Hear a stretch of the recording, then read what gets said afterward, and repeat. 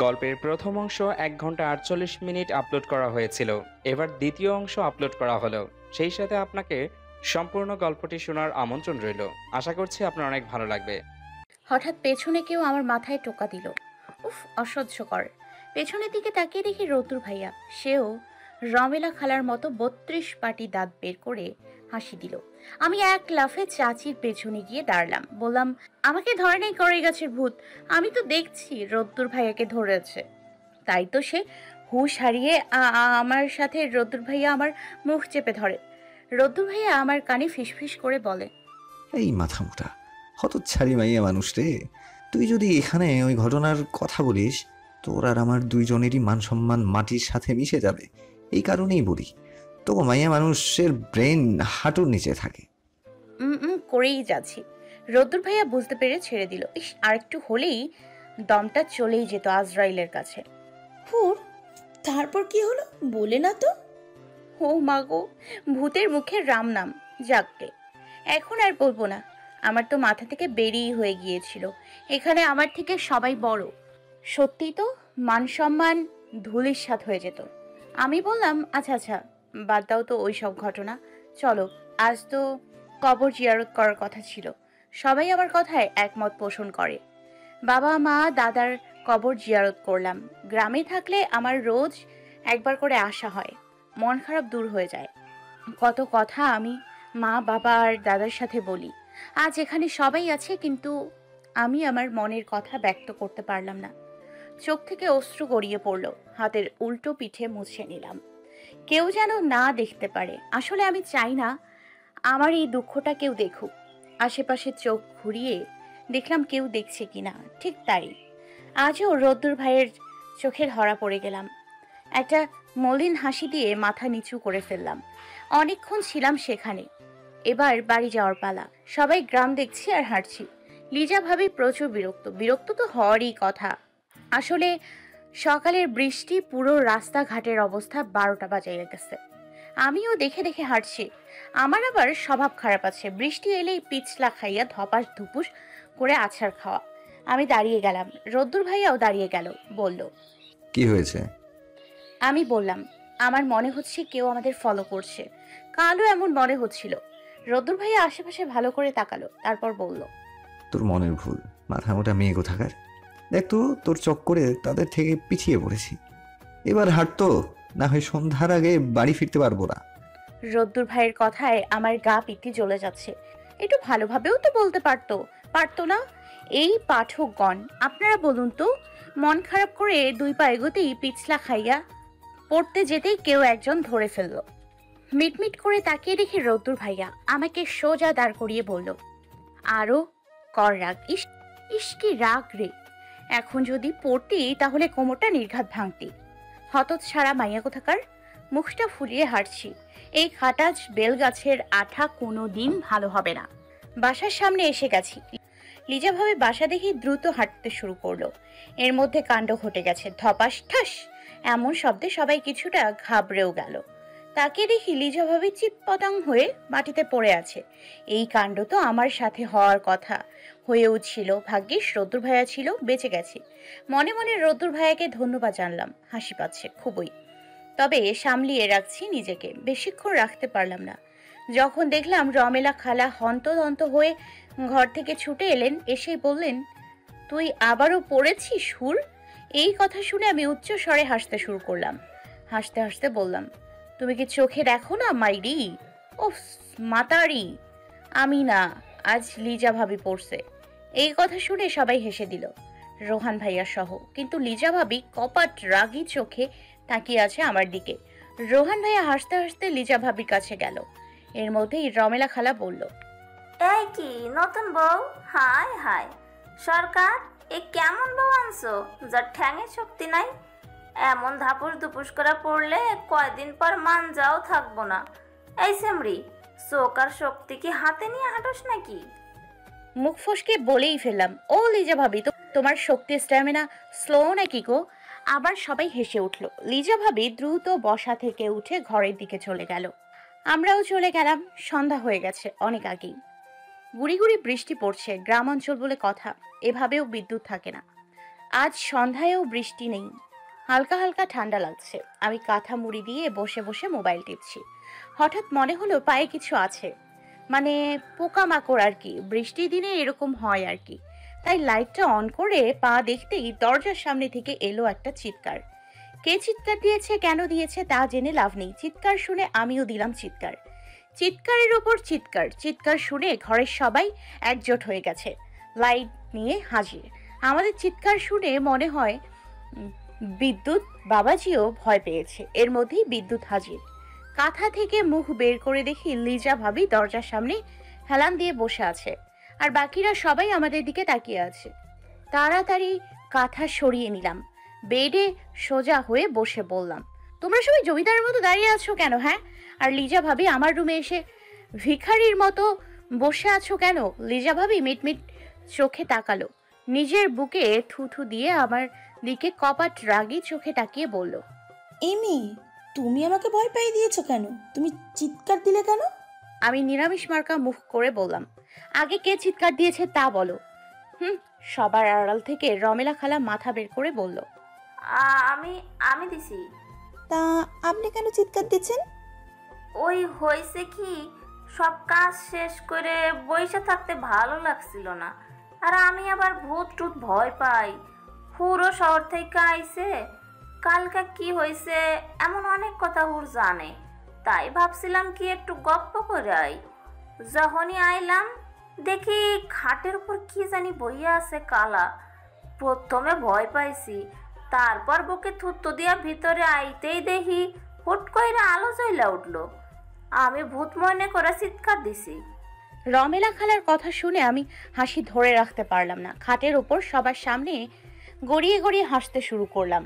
কিছুটা হাসি থামিয়ে লিজা ভাবিকে বললাম, তা ভাবি আপনি কেন এইখানে এমনে বসে আছেন? লিজা ভাবি তাড়াতাড়ি উঠে যাচ্ছিল, কোমর ধরে একটু কুকড়ে উঠল, বলল, মা গো, আমার কোমর কি ব্যথা।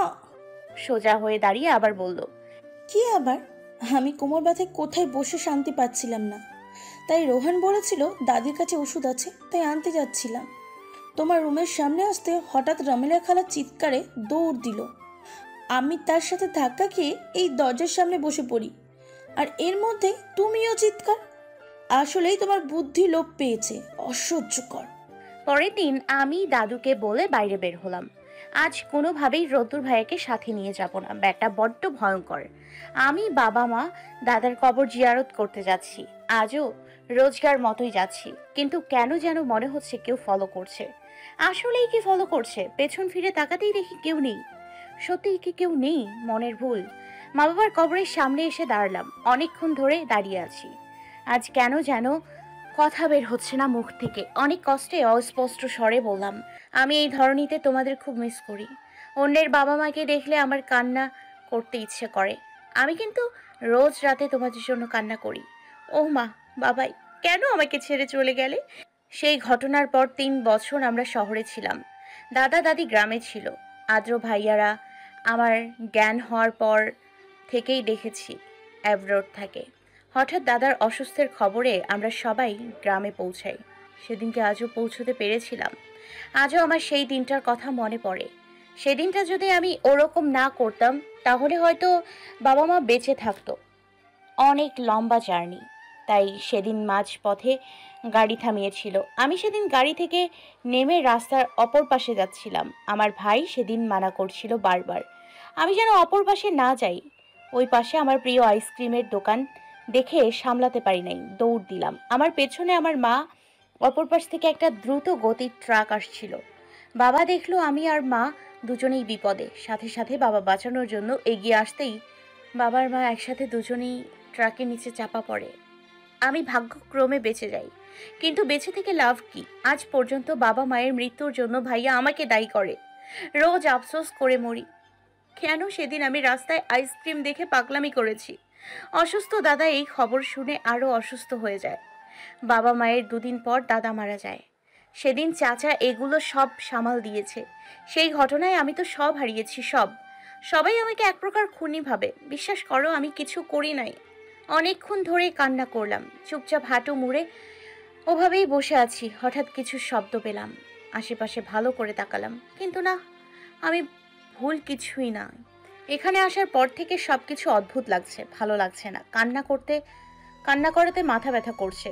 আজ আর কোনো দিকে যাচ্ছি না, সোজা বাড়ির দিকে রওনা দিলাম। সেই কিছুক্ষণ পর পর পেছনে তাকাচ্ছি, আজও বিরক্তিকর। আর পেছনে ফিরে তাকাবো না, দ্রুত বাড়ির দিকে হাঁটা শুরু করলাম। বাসায় এসে কারোর সাথে কথা বললাম না, ওয়াশরুমে চলে গেলাম, ফ্রেশ হলাম, কাঁথা গায়ে দিয়ে এক ঘুম দিলাম। আমি সচরাচর কান্না করলে ঘুমোতে পছন্দ করি। নিচে থেকে শব্দ আসছে, কেউ জোরে জোরে কথা বলছে। কিছু ভাঙার আওয়াজ পেতেই ধরপড়িয়ে ঘুম থেকে জেগে উঠলাম। মিনিট দুয়েক পর নিজে ঠিক হলাম। হঠাৎ ওঠাতে বুঝে উঠতে পারি নাই। দ্রুত বেসিংয়ে গেলাম, মুখে কোনো রকম পানি দিয়ে ভিজিয়ে নিচের দিকে দৌড় দিলাম। সিঁড়ির প্রথম ধাপে পা দিতেই দেখি রোদ্দুর ভাইয়া টেবিলের উপর থাকা ফুলের টব আছাড় মেরে ভেঙে ফেললো। আশেপাশে ভালো করে তাকাতেই এখানে আমাদের পরিবার ছাড়াও বাকি মানুষ, মানে গ্রামের গণ্যমান্য মানুষজনও আছে। আরে এখানে তো সেই চেয়ারম্যান কাকু আছে।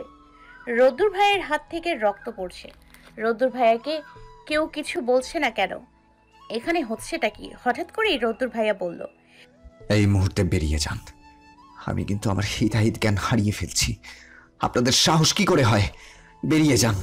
এর মধ্যেই চেয়ারম্যান বলে উঠল, তুমি এই সিদ্ধান্ত নেওয়ার কেউ নও, তুমি ওর গার্ডিয়ান নও। ওই তো হুর মামুনি এসে পড়েছে। হুর এখন অ্যাডাল্ট, ওর থেকেই ওর রায় জানলে ভালো হবে। আমি এখনো মরি নাই, বাইসে আছি। কদম চেয়ারম্যান, তুই হঠাৎ করেই এরম পরিস্থিতি ভয়াবহ করবি জানা ছিল না।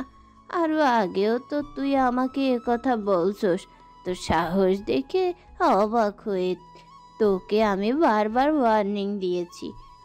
আজ ভালো করিস নাই। যা, চলে যা, বের হ আমার বাড়ি থেকে। কি হচ্ছে বুঝতে পারছি না, ব্যাপারটা অদ্ভুত। হঠাৎ গ্রামের আরেক মোড়ল, মানে গণ্যমান্য, সে বলল, টেবিলে গরম গরম রুটি আর আলু ভাজি। ইস, জিহ্বায় পানি এসে গেল। ধ্যাৎ। আচ্ছা আপনারা থামেন, এই ছেলে থাম, আমি শেষ কথা বলছি। লাস্ট একটা প্রশ্ন করব এই মেয়েকে, সে যদি মানা করে আমরা বিনা বাক্যে চলে যাব এখান থেকে। আর কখনো এই কদম চেয়ারম্যান এখানে আসবে না, আমি কথা দিচ্ছি।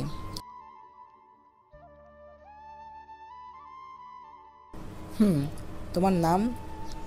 আমি ঠিক। তুমি কি কদম চেয়ারম্যানের পোলা করিমকে বিয়ে করবে? তুমি তো অ্যাডাল্ট, তোমার মতামতই প্রাধান্য পাবে। তুমি কি বলো? আমি যেন ৭ আসমান থেকে জমিনে পড়লাম। মিটমিট চোখে রোদ্দুর ভাইয়ের দিকে তাকালাম। উনি রাগী চোখে তাকিয়ে আছে। আশেপাশে তাকিয়ে বাকিদেরও দেখলাম, সবাই উৎসুক চোখে তাকিয়ে আছে। আমি বললাম, সেই পাগলটা না, আমি কখনো তাকে বিয়ে করব না, ছি। ব্যাস, আর কোনো কথা বলতে না দিয়ে সেই মোড়ল সবাইকে চলে যেতে বলল। তার কথা শুনে সবাই চলে গেল। হঠাৎ কদম চেয়ারম্যান আমার দিকে ইশারা করে বলল, তুই ভালো করিস নাই, আবারও তোকে সেই একই মাসুল ভোগ করতে হবে। হনহন করে চলে গেল। এই ঘটনায় সবাই থমকে গেছে। আমি এখনো ব্যাপারটা পুরোপুরি বুঝে উঠতে পারছি না। আসলে হচ্ছেটা কি? সেই পাগল আবারও? সেই যে সন্ধ্যায় কাণ্ডটা ঘটেছে, এখনো রোদ্দুর ভাইয়ের রুম থেকে বের হয় নাই। ডিনারের টাইম হয়ে গেছে, সবাই যার যার মতো খেয়ে নিয়েছে। রোদ্দুর ভাইয়া নাকি খাবে না। বুঝি না বাপু, কি হয়েছে, সে এমন করছে কেন? চাচি আমাকে ডেকে খাবার হাতে ধরিয়ে দিয়ে বলল নিয়ে যেতে। ধ্যাৎ, আবার আমি কেন? কে চাইবে এখন বাঘের সামনে যেতে? চাচি আমাকে কিছু না বলতে দিয়েই চলে গেল। বড়রা নিজেদের রুমে এক হয়েছে আজকের এই ঘটনা নিয়ে আলোচনা করতে। খাবারটা টেবিলের ওপর রেখে দাঁড়িয়ে আছি। যাক, যাব কি যাব না ভাবছিলাম। যদি আমার উপর বিপদ আসে তাহলে? আমি তো জানি রোদ্দুর ভাইয়ের ভয়ঙ্কর রূপ। হঠাৎ পেছন থেকে লিজা ভাবি বলল, এত ঢং করছো কেন? তুমি মেয়ে কত বড় ভয়ঙ্কর! তোমার এই রূপ তোমার মা বাবাকে খেয়েছে, তোমার দাদাকেও, এখন এই রোদ্দুর ছেলেটার মাথাও। দুদিনের দেখায় আমার চাচাতো ভাই মেঘালয়ও পাগল হয়ে গেছে। আমার পরিবার হেয় হয়ে গেছে। বাসর রাতে বরের মুখেও তোমার গুণগান। হাজো, মেয়ের লোক তো তুমি, এখন গ্রামে এসেও চেয়ারম্যানের পোলা। তুমি তো কি আর বলবো। আমাকে কিছু বলতে না দিয়ে চলে গেল। আমার কান্না যেন থামতেই চায় না, এভাবে ভেতর থেকে বেরিয়ে আসছে। নিজেকে সামলিয়ে হাতের পেছন দিক দিয়ে অশ্রু মুছে মুখে মিথ্যা হাসি ফুটিয়ে খাবার নিয়ে রতুর ভাইয়ের রুমের দিকে এগিয়ে গেলাম। দরজাটা আবজানো আছে, বিনা নক করেই ঢুকে গেলাম। রদ্দুর ভাইয়া জানালা দিয়ে বাইরে তাকিয়ে আছে। আমি যে ভেতরে প্রবেশ করলাম সে তোয়াক্কা করলো না। তবুও বললাম, আমার উপর রেগে আছো রদ্দুর ভাইয়া? রাগ করো না, খাবার খেয়ে নাও। আমি কোনো ভুল করলে তার না হয় শাস্তি দিও, আমার জন্য কেন কষ্ট পাবে? ওভাবেই থেকে বলল। লিজা, ভাবি এত কিছু বললো, তুই প্রতিবাদ করলি না কেন? আর কতদিন তোর হয়ে আমি তোকে নজরে রাখবো? আমি চমকে উঠলাম। আমার উপর নজর রাখছে মানে?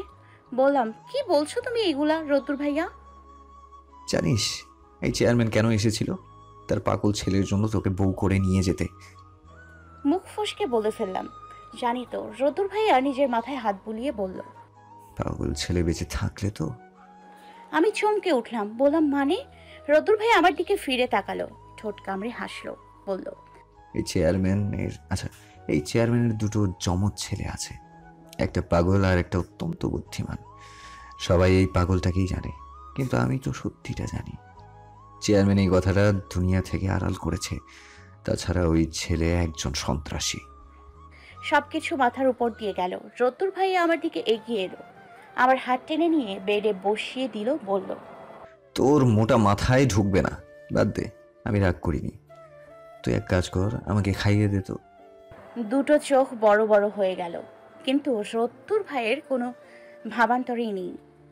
খাওয়ানোর কথা বলেছে তো খাওয়াতেই হবে। নিরামিষ মার্কা মুখ করে কাঁপা কাঁপা হাতে হাত ধুয়ে খাবার তার মুখের বরাবর ধরতেই আমি চোখ মুখ খিচে দাঁত দিয়ে ঠোঁট কামড়ে ধরেছিলাম। রদ্দুর ভাইয়া উচ্চস্বরে হেসে উঠল আর বলল, কিরে, চোখ মুখ এমন করে দেখেছিস কেন? আমি তো এখনো খাবার মুখে দিইনি। এক চোখ বন্ধ রেখে আরেক চোখ খুলে মুখটা ফুলিয়ে বললাম, আপনি আমার হাত চেয়ে কামড় দেবেন আমি জানি, তাই আগে থেকে রিয়াকশন দিচ্ছি। আমি আবার অ্যাকশন না দেখেই রিয়াকশন দেওয়ার পারসন। রদ্দুর ভাই আরো জোরে হাসতে লাগলো, পেট চেপে ধরে বলল, এই ওয়েট, হেসে নি। এটা গল্পের কথা মনে পড়ে গেল। এক গদ্দবের হাক্কা পার হওয়ার সময় দেখে পুলের অপর পাশে একটা পাগল বসে আছে। তাই সে আগে থেকেই চিৎকার করে বলল, পাগলা, হাক্কা লাড়া দিস না। পাগল মাথায় হাত দিয়ে বলে, আমি কোথায় হাক্কা লাড়া দিচ্ছি? তার মানে উনি যাচ্ছেন আমি হাক্কা লাড়া দিই। তোর হয়েছে সেই দশা। আমার কামড় দেওয়ার ইচ্ছা ছিল না, কিন্তু তুই চাচ্ছিস আমি কামড় দিই, ওকে? বলেই রদ্দুর ভাইয়া আমার হাতের খাবার মুখে দিল। আমি ভয়ে দিলাম চিৎকার, ও মা গো! ওয়েট, চিৎকার দিচ্ছি কেন? ব্যথাও লাগছে না।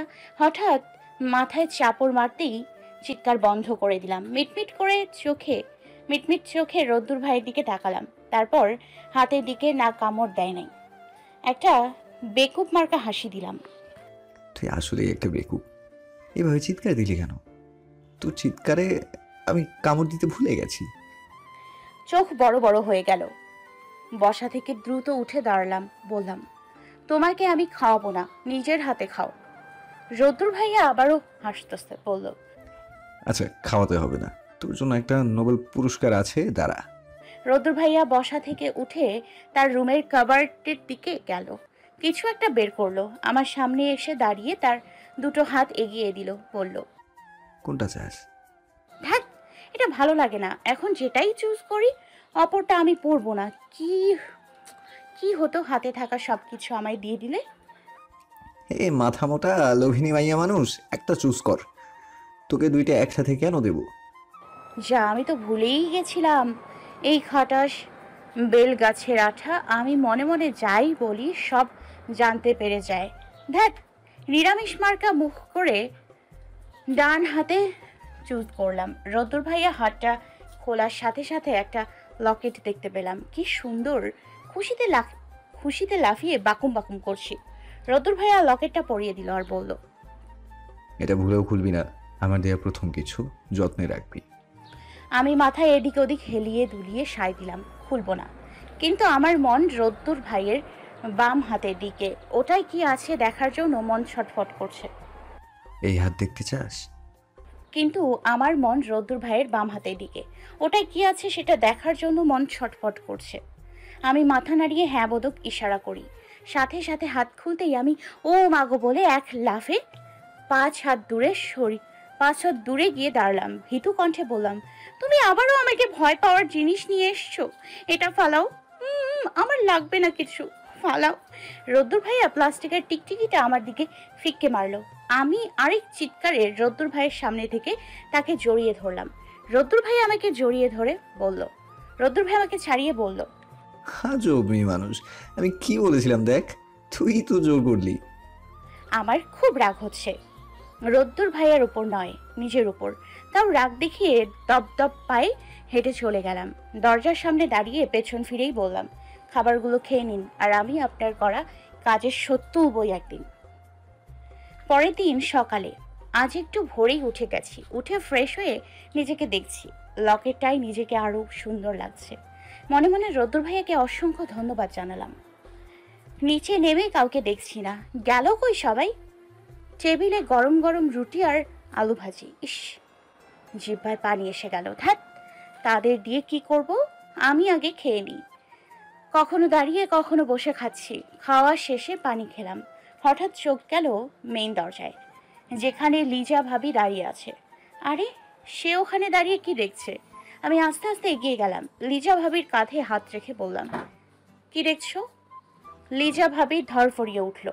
একবার বাইরে, একবার এদিক সেদিক, আবার একবার আমার দিকে তাকিয়ে আমতা আমতা করে বলল, কিছুই না। দ্রুত এখান থেকে কেটে পড়লো। কি হলো ব্যাপারটা? বোধগম্য হলো না। আমিও বাইরে তাকালাম। ওমা, এ কি! আমার চোখ দুটো মনে হয় কোটর থেকে বের হয়ে আসবে। রোদ্দুর ভাইয়া বাইরে শারীরিক ব্যায়াম করছে, তার এখানে এসেও এগুলো করতে হবে? মেইন দরজা থেকে বের হয়ে 2 পা এগোতে আরো বড় একটা ঝাটকা খাইলাম। ওমা, প্রতিবেশী কিছু মহিলা বড় বড় চোখ করে তাকিয়ে আছে। এগুলো হচ্ছে কি? সোজা রোদ্দুর ভাইয়ার সামনে এসে দাঁড়ালাম। কোমরে হাত দিয়ে কপাট রাগ দেখিয়ে বললাম, আপনি ভারী নির্লজ্জ মশাই। আপনি এখানে ব্যায়াম করছেন? দেখেন তো সবাই কিভাবে দেখছে। আপনার কি লজ্জা শরম নেই নাকি? না, নেই। তোর দেখতে ইচ্ছে করলে তুইও দেখ, বাইতা রাস্তা। আমি কিছুর গন্ধ পাচ্ছি।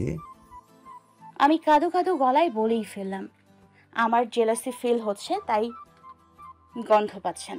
রোদ্দুর ভাইয়াও আমার দিকে বড় বড় চোখ করে তাকালো। এই রে, এই কি বলে ফেললাম! 1 পা 2 পা পিছিয়ে গিয়ে দিলাম দৌড়। এক দৌড়ে বাড়ির সীমানা পেরিয়ে গেছি। অন্যদিকে রোদ্দুর প্রিয়তমার কাণ্ডে হেসে দিল, বলল, প্রিয়তমা সিক্ত হয়ে গেছে। আজও মা বাবার কবরের সামনে এসে দাঁড়ালাম। আজ অনেক বছর পর এখানে শান্তি পেলাম। মনে অজানা এক খুশির রেখা ঝলক দিচ্ছে। হঠাৎ কালকের মতো পেছনে শুকনো পাতার শব্দ পেলাম। চমকে উঠলাম। পেছনে তাকিয়ে 2 পা 2 কদম পিছিয়ে গেলাম। সামনে একজন লোক দাঁড়িয়ে আছে। খুব যে বয়স তাও নয়, আবার খুব যে ইয়াং তাও নয়। বয়স হয়তো 30 বা 32 হবে। আমি মনে হয় কোথাও তাকে দেখেছি। কারো মতো দেখতে লাগে তাকে। কে সে? কিছুটা ভয়ও লাগছে। একা মেয়ে আমি একটা কবরস্থানে, আর এই লোকটি অদ্ভুত দৃষ্টিতে তাকিয়ে আছে। কিছু না বলে পাশ কাটিয়ে যাওয়ার জন্য পা বাড়াতেই লোকটা পথ আটকে দাঁড়ালো। কিছুটা থমকে গেলাম। চোখ মুখ শক্ত করে বললাম, কে আপনি? আমার পথ আটকে দাঁড়িয়ে আছেন কেন? সামনে থেকে সরছেন না কেন? সরুন। লোকটি হিংস্র চোখে তাকিয়ে আছে। ভয়ঙ্কর হাসি দিল, বলল, আমি গো সখী, তোমার দেবদাস। এখনো চিনছো না? আমি বললাম, না চিনি না আপনাকে, আমার পথ ছাড়ুন, না হয় চিৎকার দিব। লোকটি বলল, চিৎকার দিস না, সেই সুযোগটা আমি দিব না। চিৎকার দিস না কথাটা কোথাও আমি শুনেছি। হ্যাঁ, মনে পড়েছে, কদম চেয়ারম্যানের পাগল ছেলে। চমকে উঠলাম। ভালো করে লোকটির বেশভূষা আর মুখে তাকালাম। মনে পড়েছে, এ তো সেই পাগল ছেলে। আমি পাশ কাটিয়ে দৌড় দিতেই হাত টান দিয়ে আমার মুখের রুমাল চেপে ধরলো। হাতাহাতি করতে করতে এক সময় তার সাথে না পেরে সেখানে জ্ঞান হারিয়ে ফেললাম। লোকটি ভয়ঙ্কর জোরে হাসতে শুরু করলো। হুড়কে কোলে তুলে নিয়ে হাঁটতে শুরু করলো। কবরস্থানের সামনে গাড়ি রাখা ছিল। ওটাতে উঠিয়ে নিয়ে চলে গেল। এদিক থেকেই রমিলা খালা যাচ্ছিল। তার চোখে সে হুড়কে দেখলো জ্ঞান হারানো অবস্থায় গাড়িতে, কিন্তু পাশের ব্যক্তিটিকে দেখে নাই। সে কিছু বলার আগেই গাড়িটি চোখের সামনে উধাও হয়ে গেল। রমেলা খালা হন্তদন্ত করে হুড়দের বাড়িতে এলো, এসেই জোরে জোরে সবাইকে ডাকতে শুরু করলো। রমেলা খালার চিৎকার শুনে সবাই একত্রে নিচে নেমে একজোট হলো। দাদি বিরক্ত হয়ে বলল, এই রমেলা, সাত সকালে এমন সারের মতো চিল্লাচ্ছিস কেন? রমেলা তার দেখা সমস্ত কিছু খুলে বলল। সবাই একটু ঘাবড়ে গেছে। এর মধ্যেই লিজা বলল, আদম মেয়ে মানুষ তো, কাল এত বড় একটা সিন ক্রিয়েট হয়ে গেল, তারপরেও বাইরে বের হয় কি করে, তাও একা একা? এই মেয়ে চুপ করো, এখন এগুলো বলার কথা না। রামেলা যদি সত্যি বলে তাহলে ওর বিপদে পড়েছে। রোহান, এই রোহান, রোদ্দুর, রাজু কোথায়? ওরা তো মনে হয়। এর মধ্যেই রোদ্দুর আর রাজুর আগমন। রোদ্দুর সবাইকে একজোট দেখে ভ্রু কুচকে ফেললো, তাও স্বাভাবিক হয়ে জিজ্ঞেস করলো, সবাই একসাথে গিয়ে হুড়ের বলা কড়ই গাছের ভূত দেখেছো? তা নিয়ে কি বৈঠক হচ্ছে? রাজু হাসতে শুরু করলো। এর মধ্যেই রোদ্দুরের বাবা বলল, রোদ্দুর, হুড় কোথায়? ও একলা বাড়ি থেকে বের হয়েছে যে যদি কোনো বিপদ হয়। এখন রামিলা কি বলতেছে শুনছো? ও কামন খালু, কি বলছেন এগুলো? এই গ্রামের মেয়ে হুর, সবাই ওকে জানে চিনে। এখানে ও একলা গেলে অসুবিধা কোথায়? অসুবিধা আছে, ওই বড় একটা গাড়ি করে হুরকে নিয়ে গেছে এক বেটা। এই মেয়ে কত যে দেবদাস আছে, হাল্লা মাবুদ ভালো জানে। বেয়াদব মেয়ে, চালচলন ভালো না। Shut your mouth, fools. I warning you, last warning, damn. কালকে ওকে অনেক কিছু বলেছেন, আমি শুনেছি। ও প্রতিবাদ করে না বলে যে আমি আপনাকে ছেড়ে কথা বলবো তা ভুলে যান। আমার ভালোবাসাও আমি ভালো মতো জানি কে কীরকম। আপনি ভালো হয়ে যান। আপনাকে কিন্তু আমি ছেড়ে কথা বলবো না, আমার ভাবি হওয়া সত্ত্বেও। রাজু, রমেলা খালাকে নিয়ে আমার সাথে আয়। রোদ্দুর লিজাকে জোরে একটা ধমক দিয়ে বলল। রোদ্দুর রাজু রমেলা খালাকে নিয়ে সেই স্থানে গেল যেখানে রমেলা খালা শেষবার হুড়কে দেখেছিল। রোহানও সাথে এসেছে। রোহান তার বাবাকে আসতে দেয় নাই। দাদি আর তার মায়ের অবস্থা খারাপ, দুজনই ভেঙে পড়েছে, তার বাবাও। তাই লিজার দায়িত্বে তাদের রেখে এসেছে। রোদ্দুর হুরের মোবাইলে কল দিচ্ছে। কবরস্থানের সামনে দাঁড়িয়ে আছে। হঠাৎ হুরের মোবাইলের রিংটোনের আওয়াজ শুনে দৌড়ে ভেতরে প্রবেশ করলো। হুরের মা বাবার কবরের সামনে মোবাইলটা পড়ে আছে। রোদ্দুর মোবাইলটা হাতে নিয়ে নিজের মাথায় চুল খামচে ধরলো, মুখে বিরক্তি প্রকাশ করে বলল, শিট, ভুল হয়ে গেছে। কুত্তার বাচ্চাকে আমার আগে শেষ করে দেওয়ার দরকার ছিল, কিন্তু ওই একটা কাজের জন্য ছাড় দিয়েছিলাম। ওর সাহস বেড়ে গেছে, আমার কলিজায় হাত দিচ্ছে। আমার প্রিয়তমার গায়ে ওর নোংরা হাত পড়েছে। ছাড়বো না আমি, মেরে ফেলবো, মেরে ফেলবো। নিজের ওপর পানি পড়তেই ধরপড়িয়ে লাফিয়ে উঠলাম। আশেপাশে তাকিয়ে দেখলাম কোথায় আছি। হাত দুটো বাঁধা অবস্থায় একটা বদ্ধ রুমে পড়ে আছি। এখনো মাথা ঝনঝন করছে, চোখ মেলে তাকাতেই পারছি না। আবছা আবছা দেখছি, হঠাৎ কেউ আমার মুখ চেপে ধরলো। ব্যথা করছে, মাথা যেন ব্যথায় ছিঁড়ে যাচ্ছে। অস্পষ্ট স্বরে বললাম, আমি ব্যথা পাচ্ছি, ছাড়ো। রুদ্র ভাইয়া, কোথায় আপনি? লাস্টের কথাটা বলতে শেষ নেই, ঠাস করে একটা চড় আমার গালে এসে পড়ল। তাল সামলাতে না পেরে রুমের ফ্লোরে এসে বাড়ি খেলাম। এখনো চোখ দুটো সম্পূর্ণ মেলতে পারছি না, তবে অশ্রু গড়িয়ে পড়ছে। মাথার যেখানে বাড়ি লাগছে সেখান থেকে রক্ত পড়ছে। আবারও কেউ হাতের কবজি ধরে টান দিয়ে বসিয়ে দিল। এখন কিছুটা স্পষ্ট দেখতে পারছি। চোখ মিলে তাকাতেই ভয় পেয়ে গেলাম। বললাম, আপনি? Chairman uncle. চেয়ারম্যান উচ্চ স্বরে হেসে বলল, বলেছিলাম না এর মাসুল তোকে দিতে হবে। নিজেকে ধিক্কার জানাতে ইচ্ছে করছে। কেন যে একা আজ বের হতে গেলাম। কান্না পাচ্ছে, মনে হচ্ছে এটা স্বপ্ন। আমি জেগেই দেখবো আমি আমার বাসায় আছি। হঠাৎ দরজা খুলে চেয়ারম্যানের পাগল ছেলে প্রবেশ করতেই আমি বড় বড় চোখ মেলে তাকালাম। আমাকে বড় বড় চোখ মেলে তাকাতে দেখে চেয়ারম্যান বলল, এই ছুরি, ভয় পাস নে, এটা আমার পাগল ছেলে নয়, এ তো আমার জমজ ছেলে। এ করিম না, করিমের জমজ ভাই কাবরিয়া। রাতের রোদ্দুর ভাইয়ের কথাটা মনে পড়ে গেল। তার মানে সত্যি এই কদম চেয়ারম্যানের জমজ ছেলে আছে, আর এই ছেলে সন্ত্রাসী। ভয়ে ঠক গেলাম। বাবা, তুমিও না, দেখো মেয়েটাকে কি করেছো মেরে, কত রক্ত বের হচ্ছে। দেখ, তোমার কাজ আমার ভালো লাগে না। ওর কারণে আমার ভাই মারা গেছে, তাই না? কাল তোমাকে অপমানও করলো। উফ, ওকে ওর শাস্তি পেতে হবে তো। ওকে আমি ভয়ঙ্কর শাস্তি দেব। ওকে আমি এমন জায়গায় পাঠাবো যেখান থেকে ও কখনো ফিরে আসতে পারবে না। ওরে অন্ধকার জগতের অন্ধকার গলিতে পাঠাবো। এই বলে ছেলেটি আমার দিকে এগিয়ে এলো। আমি ভয়ে দু চোখ খিচে বন্ধ করে ফেললাম। হঠাৎ ছেলেটি হাসতে শুরু করলো, বলল, ভালোই অভিনয় করতে পারিস, কতটা টাকা ভালোই দিবে।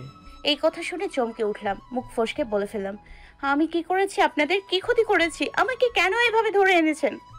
কেন? কদম চেয়ারম্যান গর্জে উঠলো, বলল, কি করেছিস? কি তুই জানিস না কি করেছিস? তোর কারণে আমার ছেলেকে হারিয়েছি, তোর কারণে। সেদিন আমার পোলা তোকে একটু ছুঁয়েছে, তাতে কি হয়েছে? তোর জন্যই ওই সাইকো রুদ্র সেদিন রড দিয়ে পিটিয়ে আমার ছেলেকে মেরে ফেলেছে। হাসপাতালে নিয়ে যেও বাঁচাতে পারি নাই, মেরে ফেলেছে। সবাইকে মেরে ফেলবো, সবাইকে। তোর মা বাবাকে দিয়ে শুরু করেছি, এবার তুই, তারপর সবাইকে শেষ করব। আমি বললাম, মানে আমার মা বাবাকে খুন করেছো? কিভাবে? হ্যাঁ হ্যাঁ ঠিক, খুন করেছি। আমি প্রতিশোধের নেশায় মেতে উঠেছি। সেদিনের পর তোরা সবাই শহরে চলে এলি, রুদ্র সহ। কিন্তু পরবর্তীতে তোরা অ্যাডভোট চলে যায়। কিন্তু আমি তো ছেলে হারানোর সুখে পাগল হয়ে গিয়েছিলাম। অনেকদিন সুযোগ খুঁজছিলাম, সেদিন পেয়ে গেলাম। তোরা পুরো পরিবার বাইরে বের হলি, কাবরিয়া ট্রাক দিয়ে পিষে ফেলে তোর বাবা মাকে। আহ, কি শান্তি! কিন্তু তুই তো বেঁচে গেলি। সেই ঘটনার পর 3-4 বছর কাবরিয়া লুকিয়েছিল, পুলিশ তদন্ত করেছে, কিন্তু আমি টাকা দিয়ে সব সামলে নিয়েছিলাম। আজ আবার তোকে পেয়েছি, শান্তি শান্তি লাগছে। তুই তো খুবই রোদ্দুর প্রেমী, খুবই রোদ্দুরের চোরাবালি। জানিস তোর রোদ্দুর কেন তোর থেকে এত বছর দূরে ছিল? আমি সরে রেখেছিলাম গুমনাম চিঠি দিয়ে, তোর নামের হুমকি দিয়ে। রোদ্দুর তো তোর জন্য সাইকো, আর আমি আমার বাবা ভাইয়ের জন্য। মজা লাগছে, অনেকদিন পর আবারও প্রতিশোধের খেলা। এর মধ্যেই একজন ছেলে রক্ত ভেজা শরীর নিয়ে দৌড়ে এলো। কোন রকম বলল, স্যার স্যার, ওরা এসে গেছে, ও এসে গেছে। ধপ করে ছেলেটি মাটিতে লুটিয়ে পড়ল। কিবরিয়া পাগল হয়ে গেছে। কি করবে? হঠাৎ পকেট থেকে একটা সিরিঞ্জ আর কাঁচের বোতল বের করে। হুর যেন পাথর হয়ে গেছে, মাথা ফেটে রক্তের বন্যা বইছে।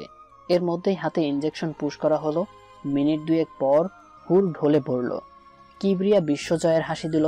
তার বাবাকে নিয়ে জানালা দিয়ে পালানোর চেষ্টা করতেই জানালা থেকে রাজু আর ছেলে পেলে আক্রমণ করলো। রোদ্দুর ভেতরে প্রবেশ করেই থমকে গেল। হুরের সমস্ত শরীর রক্তে ভেজা। দৌড়ে হুরকে ধরে বলল, হুর, হ্যাঁ হুরপরি, কথা বলো। এই দেখো, আমি এসে গেছি। হুরের কোনো রেসপন্স নেই। রোদ্দুর দেখলো হুরের মাথা ফেটে গেছে অনেক দূর, সেখান থেকে রক্ত চুপসে পড়ছে। রোদ্দুর কি করবে? হুরের হাত হুরের ওড়না দিয়ে বাঁধা আছে, তা দ্রুত খুলে হুরের মাথা বেঁধে ফেলল। রাজু কিবরিয়ার সাথে পেরে উঠছে না, বলিষ্ঠ শরীর, শক্তিশালীও বটে। রোদ্দুর হুরের অবস্থা দেখে ভয়ঙ্কর রেগে গেল। হুরকে ওখানে রেখে উঠে গিয়ে গর্জে উঠে সিংহের মতো কিবরিয়ার উপর ঝাঁপিয়ে পড়ে। কিবরিয়া রোদ্দুরের সাথে পেরে উঠল না, খুবই করুণ অবস্থা। কিন্তু কিবরিয়ার হঠাৎ অট্টহাসি দিয়ে বলল, এই রুদ্র পাগল সাইকোপ্রেমিক, তোর প্রেমিককে আমি জমের কাছে পাঠানোর ব্যবস্থা করেছি রে। রোদ্দুর আরো খেপে গেল। মারতে মারতে জিজ্ঞেস করলো, কি করেছে? কিন্তু কিবরিয়া ওখানে জ্ঞান হারিয়ে ফেলে। কদম চেয়ারম্যান তো আগেই ছেলের এরূপ বেহাল দশা দেখে জ্ঞান হারিয়ে ফেলেছে। রাজু, ওদের আমার আস্তানায় নিয়ে যা, আমি হুরকে দেখছি। আজ অনেক কিছুর খোলাসা হবে। যা, সাবধান, ওরা যেন না পালিয়ে যায়। রোদ্দুর হুরকে নিয়ে বেরিয়ে গেল গ্রামের হাসপাতালের দিকে। এখন শহরে যাওয়া যাবে না, আগে সাধারণ চিকিৎসা লাগবে। শহরে যেতে সময় বেশি লাগবে। মিনিট 10 পরে গ্রামের সদর হাসপাতালে পৌঁছে গেল। রোদ্দুর রক্তমাখা হুরকে ভেতরে প্রবেশ করালো। নার্স আর ডাক্তার দ্রুত এগিয়ে এলো। হুরকে ভেতরে নেওয়া হয়েছে। হুরের শরীর নীল কালচে হয়ে গেছে। মিনিট 5 পর ডাক্তার এলো। ডাক্তার যা বলল, রোদ্দুর যেন সেখানেই জমে গেল। ডাক্তার বলল, সরি, আমাদের দুঃখজনক হলেও বলতে হচ্ছে, ভেতরে থাকা রোগীর জীবন বিপদদশা। আসলে আমাদের এই গ্রামে সদর হাসপাতালে এত ভালো ডাক্তার ইউনিট নেই। তাছাড়া রোগীর গায়ে এক ধরনের ড্রাগস ও বিষের অস্তিত্ব পাওয়া গেছে। আমি রোগীর ভেতরের বিষ অ্যান্টিডোট দিয়েছি, তবে তা আধা ঘন্টা হয় স্থির রাখবে। এখন রুগীকে বাঁচাতে হলে আধা ঘন্টার মধ্যে শহরে নিয়ে যেতে হবে এবং সাথে সাথে অপারেশন করতে হবে। আমরা পারবো না। দেখুন আপনি কি করতে পারেন। ডাক্তার চলে গেল। রোদ্দুর যেন থমকে গেল। কি একটা পরিস্থিতি নিয়ন্ত্রণের বাইরে চলে যাচ্ছে। তার প্রিয়তমাকে সে কি হারিয়ে ফেলবে? আধ ঘন্টার মধ্যে কিভাবে রোগীকে শহরে নিয়ে যাবে? কিভাবে? গাড়িতে নিয়ে গেলেও তো তার 4-5 ঘন্টার রাস্তা। রোদ্দুর যেন পাগল হয়ে গেছে। হাসপাতালেই নিজের প্রিয়তমের জন্য মাথায় হাত রেখে এক গগন বিদারী চিৎকার দিল। সব মানুষ জমে গেছে, তাকিয়ে দেখছে। রোদ্দুর উঠে দাঁড়ালো। না, এভাবে হবে না, এভাবে বসে থাকলে চলবে না। প্রিয়তমের জন্য তার কিছু করতে হবে। সে ফোন দিল, বলল, কোথায়? আমার লোকেশনটা চেক কর আর বল তাড়াতাড়ি। অপর পাশ থেকে কিছু একটা বলে কল কেটে দিল। রোদ্দুর অন্য এক জায়গায় কল করলো, বলল, come fast everyone, it's an emergency, just 2 minutes, fast. রোদ্দুর দ্রুত হুরের ক্যাবিনে ঢুকে পড়ল। ডাক্তার নার্সরা চমকে গেল। রোদ্দুর হঠাৎ করে পাশে থাকা মাস্ক নিয়ে নিজেকে কাভার করে ফেলল। হুরকে পাজা কোলে করে নিল। সোজা হেঁটে বাইরে চলে গেল। বাইরে বের হতেই 20 থেকে 30 জন গার্ড হুরে রোদ্দুরকে কাভার করে ফেলল। হাসপাতালের সামনে বড় মাঠে একটা হেলিকপ্টার ল্যান্ড করলো। রোদ্দুর দ্রুত পায়ে হুরকে নিয়ে হেলিকপ্টারে উঠে পড়ল। কয়েকজন গার্ডও সাথে উঠল। বাকিরা গাড়ি করে অন্যদিকে চলে গেল। সেখানে থাকা সবার মুখে মুখে একই নাম, মাফিয়া HB রুদ্র। সবাই অবাক চোখে তাকিয়ে আছে। রোদ্দুর তার কোলে নেতিয়ে পড়া হুরকে দেখে, বারবার দেখে আর চোখ বুজে, কখনো দাঁত মুখ খেচে। হুরের কপালে উষ্ণ ছোঁয়া দিয়ে বলল, কিচ্ছু হবে না তোর, আমি আছি তো। 10-15 মিনিটের মধ্যেই রোদ্দুর হেলিকপ্টার শহরে পৌঁছে গেল। রোদ্দুর সামনে বসে থাকা একটা গার্ডকে ইশারা করে দিল। গার্ড বলল, সব সেট আছে স্যার, শুধু যাওয়ার অপেক্ষা। রোদ্দুর নিজেকে একটা হুডি দিয়ে কাভার করে ফেলল। এখন রোদ্দুরকে পুরোটাই মাফিয়া HB রৌদ্র লাগছে। শহরের মাফিয়া HB রৌদ্র মানে কালো হুডি পরা মাস্কওয়ালা ছেলেটি, খারাপ লোকদের জম আর ভালো মানুষের বন্ধু। হেলিকপ্টার শহরের নামকরা একটি হাসপাতালের ছাদে ল্যান্ড করলো। সাথে সাথে গার্ডরা হাজির। পুরো হাসপাতাল রোদ্দুরের গার্ডরা কাভার করে আছে। রোদ্দুর হুরকে নিয়ে দ্রুত অপারেশন থিয়েটারে নিয়ে গেল। ডাক্তার নার্স আগে থেকেই উপস্থিত ছিল। তারা সাথে সাথে নিজেদের কাজ করা শুরু করে দিল। দীর্ঘ 4 ঘন্টা ধরে রোদ্দুর অপারেশন থিয়েটারের সামনে বসে আছে। রোদ্দুরের কাছে এ যেন এক বিষাদ স্বপ্ন, কোনোভাবেই শেষ হচ্ছে না। রোদ্দুর আর পারছে না, না সে সত্যিই পারছে না। তার মন চাচ্ছে অপারেশন থিয়েটারে ঢুকে যেতে কি হচ্ছে তা দেখতে। হুরপরিটা কতটাই না কষ্টের সাথে লড়াই করছে। কেন কেন তার হুরপরির ভাগ্যটা এত খারাপ? ছোট থেকেই এত লড়াই করছে, এত লড়াই। এখন মনে হচ্ছে হুরপরি আবার হাল ছেড়ে দিবে। মনে মনে মাবুদকে ডাকছে, তার হুরপরিকে যেন শক্তি দেয়, এবারের যুদ্ধে যেন ফিরে আসে। তার হুরকে যে তার জন্য ফিরে আসতেই হবে। মাথা নিচু করে রোদ্দুর এগুলো ভাবছে আর কান্না করছে। আজ পাথর মনও কান্না করছে, প্রার্থনা করছে প্রিয়তমের জন্য। প্রিয়তমের জন্য প্রিয়তমারা কি না করে। এর মধ্যেই রোদ্দুরের পুরো পরিবার এসে হাজির। শুধু দাদি আর রোদ্দুরের মা নেই। দুজনের অবস্থা অনেক খারাপ। রোহান এসে রোদ্দুরকে ধরলো। লিজা রোদ্দুরকে দেখে চমকে উঠল। তার মানে সে ঠিকই ছিল, এই রোদ্দুরই মাফিয়া HB রৌদ্র। লিজা 1 পা 2 পা পিছিয়ে যায়, এখান থেকে কেটে পড়লো। আর এর মধ্যেই ডাক্তার বের হলো। রোদ্দুর দ্রুত ডাক্তারের সামনে আসতেই ডাক্তার বলল, আপনারা রুগীকে সঠিক সময়ে নিয়ে এসেছিলেন। বিষের অ্যান্টিডোট দেওয়া তো রুগীর জন্য ভালো হয়েছে। রুগীর আউট অফ ডেঞ্জার আছে, তবে রুগীর শরীরে যে ড্রাগস পাওয়া গেছে তার সাইড ইফেক্ট আছে। এখন আপনারা দোয়া করুন রুগী যেন জ্ঞান ফিরে। আগামী 2 থেকে 3 ঘন্টা রুগীর জ্ঞান না ফিরলে রুগীকে ICDতে শিফট করতে হবে। রোহান এগিয়ে এলো, বলল, 2 থেকে 3 ঘন্টা জ্ঞান না ফিরলে কি হবে? সাইড ইফেক্ট হিসেবে রুগীর কমায় যেতে পারে, তারপর যে কোনো সময় জ্ঞান ফিরতে পারে। আজও কাল ও 1 সপ্তাহ পরে কিংবা 6 মাস পরেও। এটা এখন রুগীর ইচ্ছা শক্তি আর আল্লাহ পাক এর ওপর নির্ভর করে। ডাক্তার চলে গেল। রোদ্দুর হুরের কেবিনে ঢুকবে এর আগেই রাজুর কল আসে। রোদ, হুরের অবস্থা কি? কিছু গার্ডরা বলল অনেক ক্রিটিক্যাল নাকি? না, সে আউট অফ ডেঞ্জার আছে। কুত্তার বাচ্চাদের কি অবস্থা? কোথায় তুই? চলে আয়, কিছু রক্তের হোলি খেলি। আয়, সব সাজানো হয়ে গেছে।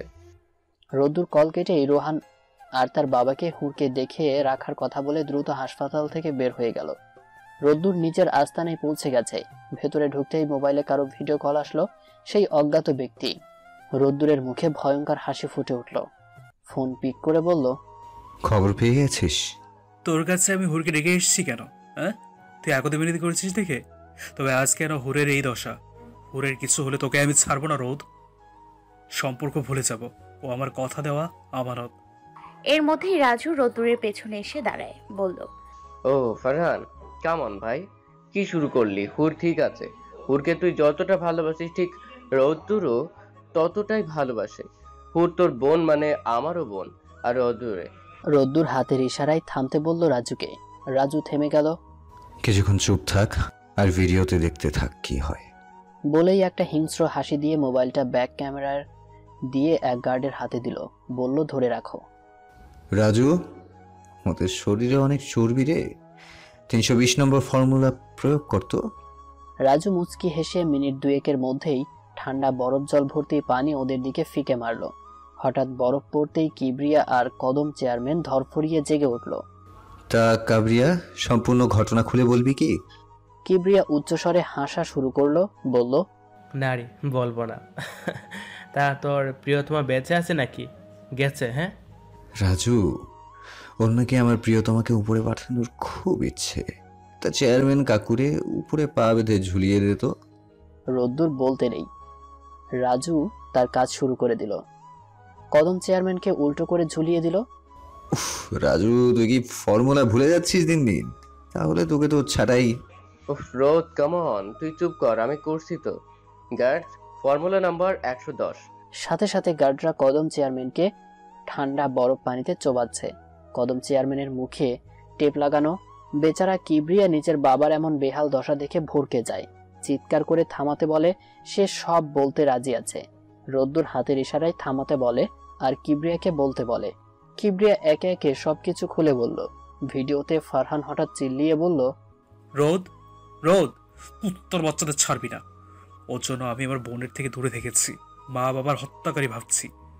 রোদ, তোকে হুরের কসম, ওরা বাপ পোলায় আমাদের ফ্যামিলিকে যে নরক যন্ত্রণা দিয়েছে আর হুরকে যে কষ্ট দিয়েছে, ওদের সেই সব কিছুর কসম, ওদের ভয়ঙ্কর থেকে ভয়ঙ্কর শাস্তি দিবি। না হয় তোকে আমি ছাড়বো না। রোদ্দুরের মুখে ভয়ঙ্কর হাসি ফুটে উঠল, বলল, তুই থাম, ওকে আমি ছাড়বো তুই ভাবছিস কি করে? আমার কলিজায় হাত দিয়েছে সে, কলিজায়। এইচপি রুদ্র, মাফিয়া এইচপি রুদ্রর কলিজায়। গার্ডস, ওকেও একইভাবে বেঁধে ফেলো। কদম কাকুর মুখের টেপটা খুলে দে, আমি পৈশাসিক আনন্দ পেতে চাই। কিবরিয়াকেও একইভাবে বেঁধে ফেলল। কিবরিয়ার কদম চেয়ারম্যান চিৎকার করে বলছে তাদের যেন মাফ করা হয়। তারা জানতো না এই রোদ্দুর মাফিয়া এইচবি রৌদ্র, তাহলে কখনোই এই কাজ করতো না। রাজু, ধারালো ছুরি নিয়ে আয়।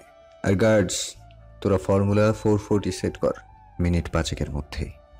মিনিট 5 মধ্যেই কিবরিয়া আর কদম চেয়ারম্যানের নিচে গরম তেল ফুটে টকবক করছে। দুজন বাপ ছেলে ভয় পেয়ে গেল।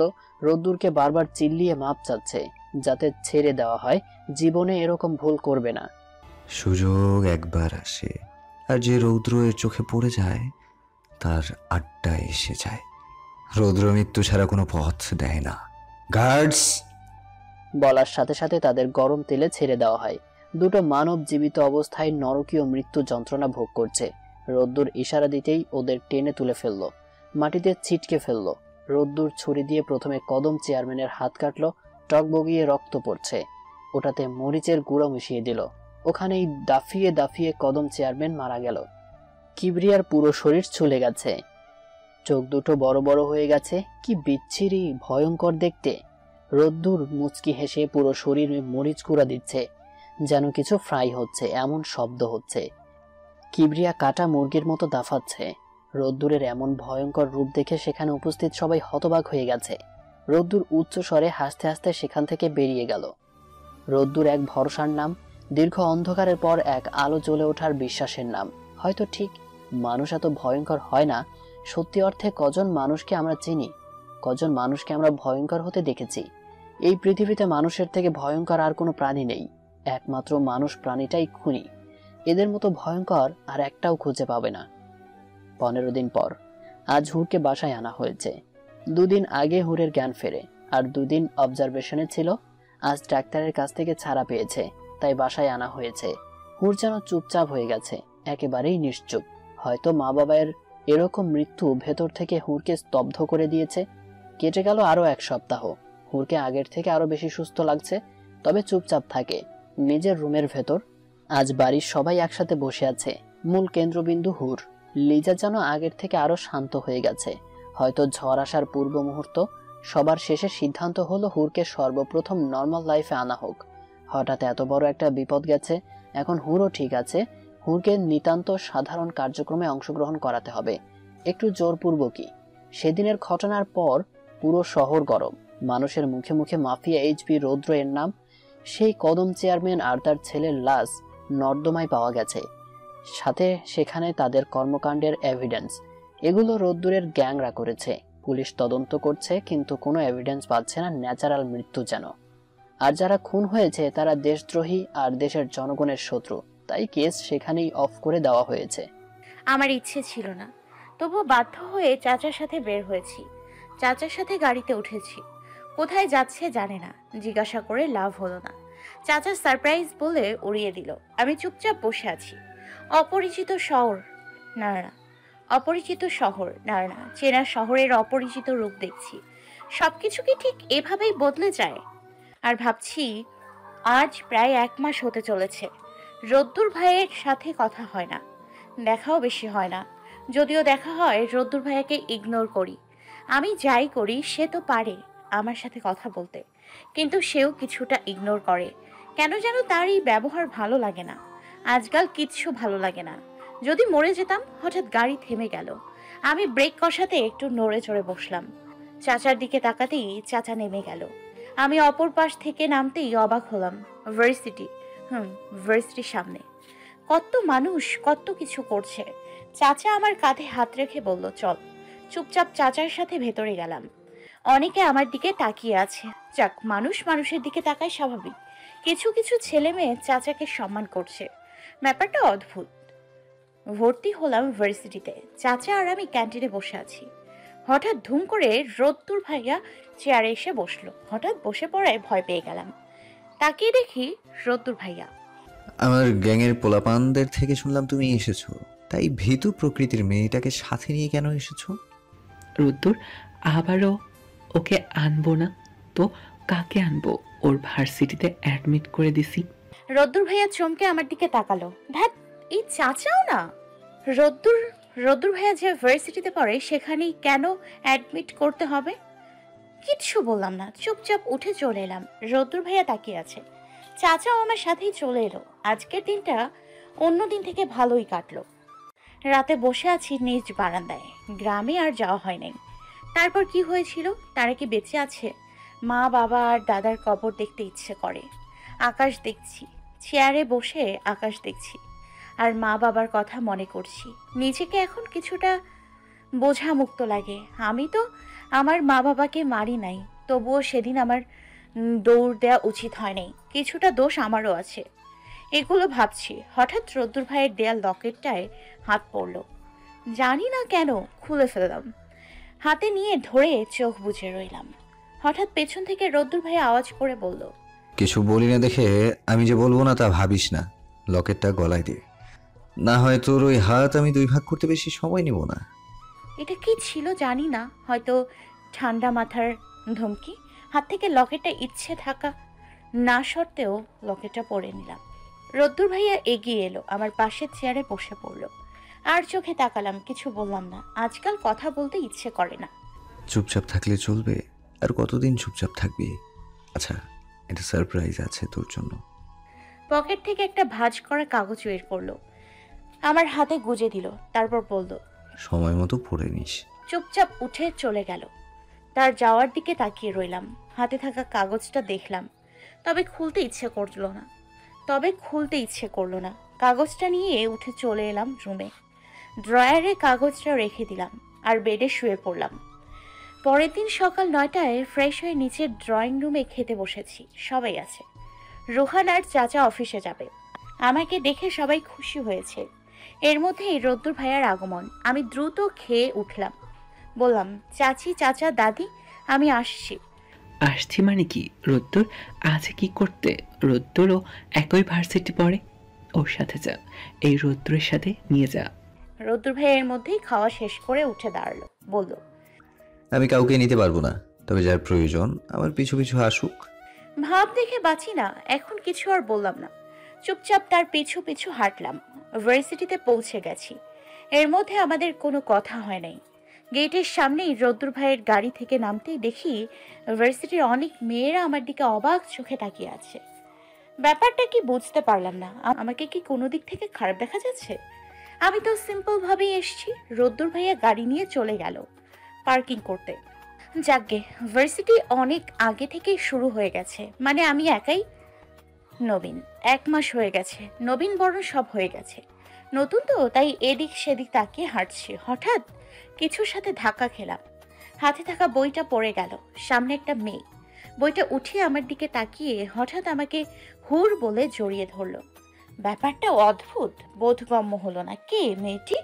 মেয়েটি আমাকে ছেড়ে বাহু ঝুঁকিয়ে বলল, হুর, তুই এখানে? মেয়েটিকে ভালো মতো দেখলাম। আরে, এ তো আমার হাই স্কুল ফ্রেন্ড লাবণী। লাবণীকে দেখে খুশি হয়ে গেলাম। ওর সাথে আমার শেষ দেখা সেই ক্লাস 9-এ থাকতে। ওর বাবার ট্রান্সফার হওয়ার পর ওরা আমাদের গ্রাম ছেড়ে চলে এসেছিল। অনেক দিন পর দেখা হয়, ভালো লাগছে। ও আর আমি সেম ডিপার্টমেন্ট, একসাথে ক্লাস করলাম। আমি নতুন, সবার সাথে পরিচয় হলাম ক্লাসে। ছুটি হয়ে গেল। আমি আর লাবণী ক্যান্টিনে বসলাম, গল্প করছি। এর মধ্যেই ক্যান্টিনে শোরগোল লেগে গেল। সিনিয়র ভাইরা এসছে। আমি আর লাবণীও দাঁড়িয়ে গেলাম। লাবণী ইউনিভার্সিটি সম্পর্কে আমাকে বলল অনেক কিছু। বুঝলাম কাল কেন চাচাকে ছেলে মেয়ে সম্মান দিচ্ছিল। রোদ্দুর ভাইয়ের জন্য। উনি এবার ফাইনাল ইয়ারে পরীক্ষা দিচ্ছেন। এবার ইউনিভার্সিটির পক্ষ থেকে এমপি ইলেকশনে দাঁড়িয়েছে, তাই তো তিনি এত ব্যস্ত। ও উনি তো পলিটিশিয়ান, কণা মেয়েটা বলেছিল। হুর, এই যে সিনিয়র, উনি রোদ্দুর, ওনার বিপরীতে দাঁড়িয়েছে। অনেক ভয়ঙ্কর সে। চল এখান থেকে কেটে পড়ি। এর মধ্যেই রোদ্দুর ভাইয়া ও তার দলবল এলো। এ মা, এ কি? মায়েরা আপু যে, সেও একই ইউনিভার্সিটিতে পড়ে। মনে মনে একটু থমকে গেলাম। এই মাইয়াটার সামনে পড়লে কি যেন হয়। দুই দলের মধ্যে অনেক কথাবার্তা হচ্ছে। বাপরে, রোদ্দুর ভাইয়া কি ঝগড়ুটে! অবশ্য বিপরীত দলের নেতাও কেউ কাউকে এক চুল অব্দি ছাড় দিচ্ছে না। এক পর্যায়ে রোদ্দুর ভাইয়া কথার মধ্যে আর চোখে আমার দিকে তাকালো। আমিও তার দিকেই তাকিয়ে আছি। মুহূর্তেই উনি একটা চোখ টিপ দিল। আমি অবাকের শেষ পর্যায়ে। হয়তো কারোর চোখে ব্যাপারটা পড়েছে, আবার হয়তো পড়ে নাই। দ্রুত লাবণীকে নিয়ে মহল থেকে বের হয়ে গেলাম। ভার্সিটি আজকাল গরম, লাবণীর কথায় বুঝলাম।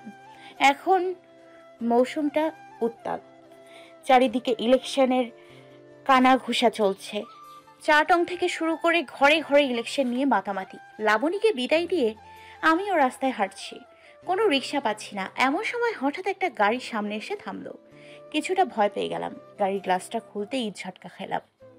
সাথে জেগে উঠল পুরনো স্মৃতি। গাড়িতে মেঘালয় বসে আছে। ফুলপরি, তোমার সাথে আমার কথা আছে। সেদিনে আমি ইচ্ছে করে এরকম। আমি ওখান থেকে ভয়ে উল্টো দিকে, মানে পুনরায় ভার্সিটির দিকে দৌড় দিলাম। পেছন থেকে মেঘালয় ডাকছে, ডাকছে তো ডাকছেই। আমিও জোরে চোখ বন্ধ করে দৌড় দিলাম। হঠাৎ কিছুর সাথে ধাক্কা খেয়ে নিচে পড়ে যাচ্ছিলাম। এর মধ্যেই আমাকে ধরে ফেললো। যে ধরে আছে তার বুকের হৃৎপিণ্ডের বিট শুনতে পাচ্ছি। মিনিটের মধ্যেই ব্যক্তির থেকে 2 কদম পিছনে দাঁড়ালাম। ছেলেটিকে তো চিনি। আরে, এ তো সেই রোদ্দুর ভাইয়ের বিপরীতে এমপি ইলেকশনে দাঁড়িয়েছে। অস্পষ্ট স্বরে বললাম, সরি, আসলে আমি দেখতে পাইনি, সরি। ছেলেটিকে কোনো কথা বলতে না দিয়ে সেখান থেকে এগিয়ে গেলাম। কিছু দূরে রোদ্দুর ভাইয়া, মায়েরা আপু আর তাদের দল বসে আছে। আমি পেছনের দিকে তাকালাম। এখনও সেই ছেলেটি আমার দিকে তাকিয়ে আছে। আমি জানতাম না যে মেঘালয় আমার পিছু পিছু ভার্সিটিতে এসছে। মেঘালয়ের গাড়ি গেটের সামনে এসে থামলো। মেঘালয় গাড়ি থেকে বের হলো, সোজা আমার দিকে তাকালো। আমি আরো বেশি ভয় পেয়ে গেলাম। সোজা রোদ্দুর ভাইয়ের দিকে দৌড় দিলাম। গিয়েই রোদ্দুর ভাইয়াকে জাপটে ধরলাম। মায়েরা হুড়কে দেখে ঝটকা খাইল। তার উপর রোদ্দুরের ওপর ঝাঁপিয়ে পড়তে থেকে আরো বেশি। উপস্থিত রোদ্দুরের দলবলও অবাক চোখে তাকিয়ে আছে। রোদ্দুর প্রথমে বুঝতে না পারলেও সেকেন্ড 10 অতিক্রম হওয়ার পর বুঝতে পারলো তার প্রিয়তমা কিছু দেখে ভয় পেয়েছে। তাই লোকালয়ে কাণ্ডজ্ঞান হারিয়ে তাকে জড়িয়ে ধরেছে। তবে রোদ্দুর কিছুটা খুশিও হলো। মায়েরা আর দলবল কিছু বলতে যাবে তার আগেই রোদ্দুর ইশারা দিয়ে থামিয়ে দিল। সবাই এখন নীরব দর্শক। রোদ্দুর হুরের মাথায় আদুরে হাত বুলিয়ে দিতে দিতে বলল, কি হয়েছে আমার হুরপরির? রোদ্দুরের এমন পরিবর্তনে মায়েরা ছাড়া বাকিদের চোখ মুখ অবিশ্বাস্য ঘটনা দেখছে এমন বর্ণনা দিচ্ছে। এর মধ্যেই রাজুর আগমন। রাজু রোদ্দুর আর হুরকে দেখে শান্তির হাসি দিল, ইশারায় সবাইকে সরে যেতে বলল। মায়েরা হন হন করে রেগে সবার আগে চলে গেল। বাকিরা সবাই দূরে সরে রাজুকে ধরলো ব্যাপার কি জানার জন্য। অন্যদিকে আমি ফুপিয়ে ফুপিয়ে কাঁদছি রোদ্দুর ভাইয়ের বুকে। আমার কান্না দেখে রোদ্দুর ভাইয়া আমার মুখ উঁচু করে বলল, এই পাগলি, কান্না করলে কি সব ঠিক হয়ে যাবে? হয়েছে কি বলবি তো? কেউ কিছু তোকে বলেছে? আমাকে বল, দেখিস ওরে কি করি। হঠাৎ রোদ্দুর ভাইয়ের কথায় রাগের প্রকাশ পেল। আমার কান্না থেমে গেল। মুহূর্তেই মনে পড়ে গেল সেই ঘটনার কথা। সেদিন রোদ্দুর ভাইয়া আর রাজু ভাইয়া নাকি মেঘালয়কে হসপিটাল পাঠিয়েছিল। অবশ্য আমি ওটা মায়েরা আপুর মা আর রাজু ভাইয়ার মায়ের কাছ থেকে শুনেছি। সামনে রোদ্দুর ভাইয়ার ইলেকশন। বরাবরই রোদ্দুর ভাইয়ার স্বপ্ন পলিটিশিয়ান হওয়ার। এখন কোনো ঝামেলা ঘটলে যদি তার ক্যারিয়ারে প্রভাব পড়ে, তাই কথাটা এড়িয়ে গেলাম। একটা ঢোক গিলে বললাম, কিছু হয়নি, আমার শরীর খারাপ লাগছে, আমাকে বাসায় দিয়ে আসবে। আমি রাস্তার কোনো রিক্সা পাই নাই। রোদ্দুর ভাইয়া আমার কথা শুনে অট্ট হাসি দিয়ে বলল, পাগলি, এত কান্না করার কি আছে? যতদিন রোদ্দুর আছে ততদিন রোদ্দুরের চোরাবালি আছে, ঠিক ততদিন তুইও থাকবি। তারপর আমরা একসাথে হারিয়ে যাব, বুঝলি? আমার অনেক কাজ আছে, এখন বাড়ি যেতে পারবো না। আমি রাজুকে বলে দিচ্ছি, ও তোকে ছেড়ে আসবে। হ্যাপি? আমি মুখে জোরপূর্বক হাসি দিলাম। রাজু ভাই আমাকে বাড়ি ছেড়ে দিল। কেটে গেল 2 সপ্তাহ। ভার্সিটি এখন অফ। ছাত্রলীগ, ইলেকশন নিয়ে অনেক কিছু হয়ে যাচ্ছে, উথাল পাথাল। রোদ্দুর ভাইয়া অনেক বিজি, বাসায় সময় মতো আসে না। এমন দিন তার একবার দেখা পাওয়া দুষ্কর। আজ ইলেকশন হচ্ছে, মানে ভোট। পরিবারের সবাই চিন্তায় আছে, আমিও আছি। রোদ্দুর ভাইকে নিয়ে আমার ইদানিং খুব টেনশন হয়। কি দরকার এই রাজনীতিতে যোগ দেওয়ার? খুব ভয় করছে। এতদিনের স্বপ্ন রোদ্দুর ভাইয়ার আজ ফলাফল প্রকাশ করার পালা। আমি বসে বসে চিন্তায় পড়ে গেছি, কি হবে কি হবে। এরই মধ্যে আমার মোবাইলে কল আসলো। স্ক্রিনে তাকিয়ে দেখি রোদ্দুর ভাইয়ার কল। কলটা রিসিভ করতেই বলে উঠলাম, আপনি জিতেছেন তো রোদ্দুর ভাইয়া? অপর পাশ থেকে কোনো রেসপন্স পেলাম না। রোদ্দুর ভাইয়া মিনিট 2 পর বলল, অনেক বছরের স্বপ্ন আমার হুরপরি, আমি টেনশনে ঠিক থাকতে পারছি না। হুর, আমি তোকে আমার এই স্বপ্ন পূরণের জন্য তোর ভালোবাসাকে অস্বীকার করছি। হুরপরি, আমি জিতবো তো? কি বলবো ভেবে পাচ্ছি না। সত্যিই তো রোদ্দুর ভাইয়া এই স্বপ্নের জন্য কত কিছু করেছে। হাতের ঘড়ির দিকে তাকালাম, 5টা বেজে গেছে। বললাম, রোদ্দুর ভাইয়া 5টা বেজে গেছে, আপনি জিতে গেছেন। এমন সময়ই অপর পাশে মাইকের আওয়াজে বলল, এইবারের এমপি ইলেকশনে 300 ভোটের বেশিতে রোদ্দুর চৌধুরী জয়ী লাভ করেছেন। কথাটা শেষ হতে না হতেই একটা গুলির শব্দ, পরপরই আরেকটা। রাজু ভাইয়ার আওয়াজ। রোদ্দুর মোবাইলটা নিচে পড়ে গেল। রোদ্দুর মোবাইলটা নিচে পড়ে গেল। কি হলো বুঝে উঠতে পারছি না। ওপাশে শোরগোল শোনা যাচ্ছে। আমি ঠিক থাকতে পারছি না, বুকের ভেতর কষ্ট হচ্ছে। রুম থেকে দৌড়ে বের হলাম। আমি দৌড় দিয়ে সিঁড়ির ধাপে পা দিতেই লিজা ভাবির বোন কণার সাথে ধাক্কা লেগে তার হাতে থাকা শোপিসটা ভেঙে গেল। আমি দৌড় দিয়ে সিঁড়ির ধাপে পা দিতেই লিজা ভাবির বোন কণার সাথে ধাক্কা লেগে তার হাতে থাকা শোপিসটা ভেঙে গেল। আমি তাও দৌড়ে দ্রুত সোফার উপর থাকা রিমোটটা নিলাম। কণা ঘটনায় একটু থমকে গেল। এই শব্দে দ্রুত সবাই একজোট হয়ে গেল। এই মেয়ে, তুমি কি? হ্যাঁ, দেখো তো কি করলে। তোমার জন্য আমার শোপিসটা ভেঙে ফেলেছি আমি চেয়েছিলাম যে আজ রোদ্দুর জিতলে তাকে এই শোপিসটা দেব উপহার হিসেবে। এর মধ্যেই আমি খবরের চ্যানেলে টিভি সেট করলাম। খবরে ব্রেকিং নিউজ হিসেবে এই শহরের ইলেকশন মহলের পাল্টা গন্ডগোল দেখা, মারা গেছে অনেকেই। হঠাৎ ব্রেকিং নিউজে বলল, বিজয়ী রোদ্দুর ও তার দলবলের অবস্থা ভয়াবহ, এখনও তাদের খবর পাওয়া যায়নি। বর্তমানে আইন শৃঙ্খলা বাহিনীর সদস্যরা পরিবেশ নিয়ন্ত্রণে আনার চেষ্টা করছে। এই কথাগুলো শুনেই আমি নিজেকে সামলাতে পারছিলাম না। সাধারণ পোশাকেই দরজার দিকে দৌড় দিলাম। উদ্দেশ্য সেই জায়গায় যাব, রোদ্দুর ভাইয়াকে খুঁজবো। এভাবে তিনি নিরুদ্দেশ হয়ে যাবে কোথায়? আমি যে গুলির আওয়াজ শুনেছি, কিছু হয়নি তো তার? দরজার কাছে আসতেই পেছন থেকে আমাকে কেউ ধরে ফেললো। তাকিয়ে দেখি রুহান ভাইয়া। ওদিকে চাচি জ্ঞান হারিয়ে ফেলেছে। দাদির প্রেশার হাই হয়ে গেছে। চাচা আর বাকিরা, লিজার পরিবার আজ 2 দিন ধরে এই বাড়িতে এসছে, সামলাচ্ছেন। আমি রেহান ভাইয়াকে বললাম, আমাকে ছাড়ুন রেহান ভাইয়া, আমি পাগল হয়ে যাব। ওনার কিছু হয় নাই তো? আমার বুকে কষ্ট হচ্ছে, ছাড়ুন আমাকে, ছাড়ুন। এক প্রকার রোষারোষি করতে করতে ওখানেই জ্ঞান হারিয়ে ফেললাম। কণা, লিজা আর বাকিরা শুধু তাকিয়ে দেখলো হুরের পাগলামি, রোদ্দুরের জন্য হুরের পবিত্র প্রণয়। কণা ফিসফিস করে লিজার কানে কিছু বলল। লিজা বোনকে চোখের ইশারায় আশ্বাস দিল। জ্ঞান ফিরতেই নিজেকে রুমে পাই, বিছানায় শুয়ে আছি। হঠাৎ রোদ্দুর ভাইয়ের কথা মনে পড়তেই ডুকরে কেঁদে উঠলাম। দ্রুত বিছানা থেকে উঠে বাইরে হাঁটা দিলাম। সিঁড়ি বেয়ে নিচে নামতেই সোফায় সবার সাথে রোদ্দুর ভাইকেও দেখতে পাই। রাজু, রোদ্দুর ভাইয়া, মায়েরা, আপু, পরিবারের লোকজন বসে আছে। রোদ্দুর ভাইয়ের গায়ে একটা আচরণই, তিনি খুব হাসি খুশি, জিতেছেন হয়তো তাই। রোদ্দুর ভাইয়া সবার সাথে হেসে হেসে কথা বলছে। আমি কেন যেন এটা মেনে নিতে পারলাম না। বুকের মাঝে এক অচেনা অদ্ভুত কষ্ট।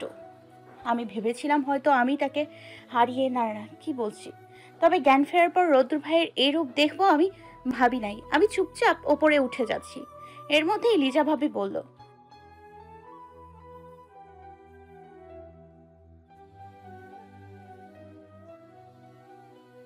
কিছু বললাম না। কি বলবো, কার জন্য বলবো? চুপচাপ থাকতে ভালো লাগে। আজও নীরব দর্শকের মতো চুপচাপই থাকলাম।